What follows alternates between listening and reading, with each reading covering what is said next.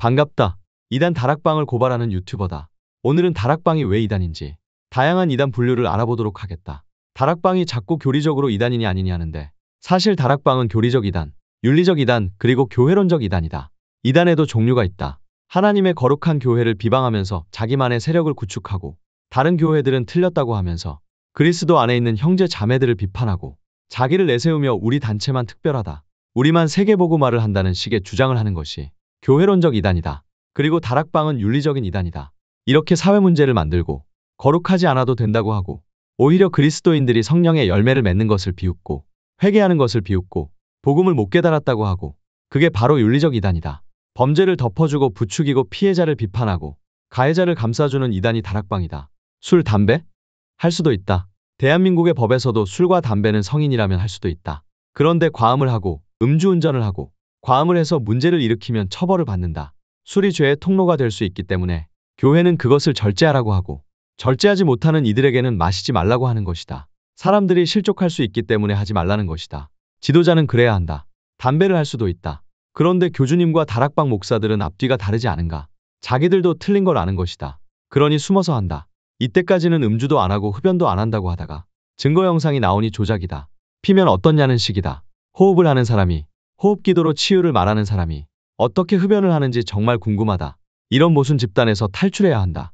다락방은 교리적 이단이다. 성경보다 류교주가 위에 있고 성경의 가르침이 아닌 단어들을 만들어내고 성경의 가르침이 아닌 교주의 가르침을 목사라는 사람들이 중간 사역자라고 다시 가르치고 성경의 내용을 편식하고 축약하며 목사를 올바르게 치리하지 않고 권징하지 않고 찬양하고 있는 단체가 다락방이다.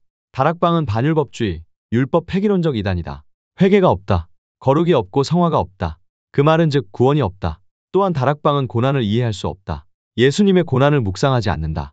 오직 성공만 생각하고 인간의 행복과 성공이 중심이 되어서 신앙생활에 틀린 기준을 가지고 있다. 이게 바로 복음을 틀리게 알고 있다는 증거다.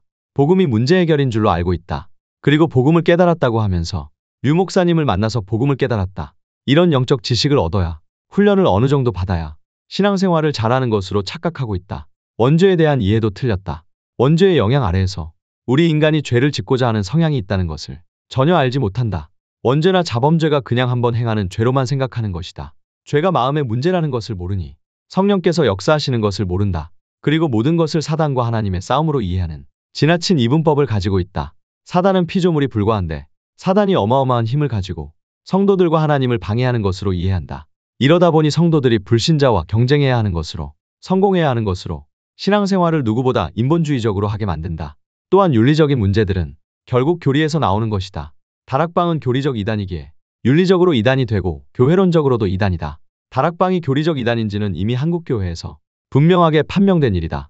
이것을 크게 논쟁할 필요도 없는 것이 신학 박사들이 이단이라는데 다락방만 우리는 이단 아니라고 우기는 중이다. 예를 들어보자. 법률 자문을 구하는데 서영고 출신 법학 박사의 말을 믿겠는가? 아니면 인터넷에서 검증도 안 된 나 법 좀 아는데 하는 방구석 워리어들의 말을 믿겠는가? 아니면 좀 더 쳐줘서 중학생이 네이버와 나무위키에서 배운 법률 지식으로 훈수를 두는 것을 믿겠는가? 다락방이 교리적으로 이단이 아니라면 과연 성경을 가르치는가? 성경을 이용하는 것 아닌가?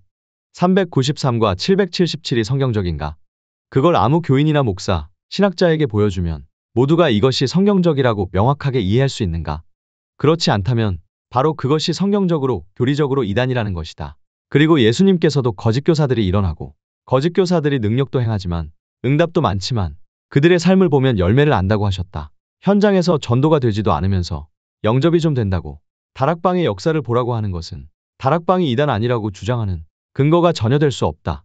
오히려 말씀이 실천되지 않고 삶에서 이상한 열매들만 나오며 말씀과 삶이 일치하지 않는 것이 이단이라는 증거다. 예수님이 불륜을 저지르라고 했는가? 가정을 파괴하라고 했는가? 다락방에서는 살린다고 하는데 왜 가정을 자꾸 파괴하는가? 어떤 목자가 자기의 양을 잡아먹는단 말인가? 가르치는 내용과 행함이 일치하지 않는 것, 죄의식을 느끼지 못하는 것, 목사이고 전도자이기에 면죄부를 주며 쉴드치는 것들이 이단이라는 증거다. 전도자의 삶이 불륜을 하는 것이었나? 전도자의 삶이 유흥업소에 출입하는 것이었나? 전도자의 삶이 사치를 하는 것이었나? 다락방 목사들은 정신 차려라.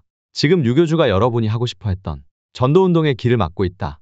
류교주가 바로 이단이다. 하루빨리 탈출해서 올바르게 교리를 정리하고 한국교회를 섬긴다는 그런 소리 하지 말고 다시 성경과 신학을 배우고 다락방에서 물들었던 틀린 것들을 뽑아내고 올바르게 다시 하나님 앞에서 겸손하게 섬길 생각을 해라. 이제는 부역자가 된다. 먼저 죽어야 사는 것이다. 그리스도 안에서 죽으면 성령께서 살리시고 능력을 주신다. 탈달하게 은혜가 임하길 기도한다. 다락방은 교리적, 윤리적, 교회론적 이단이다. God bless you.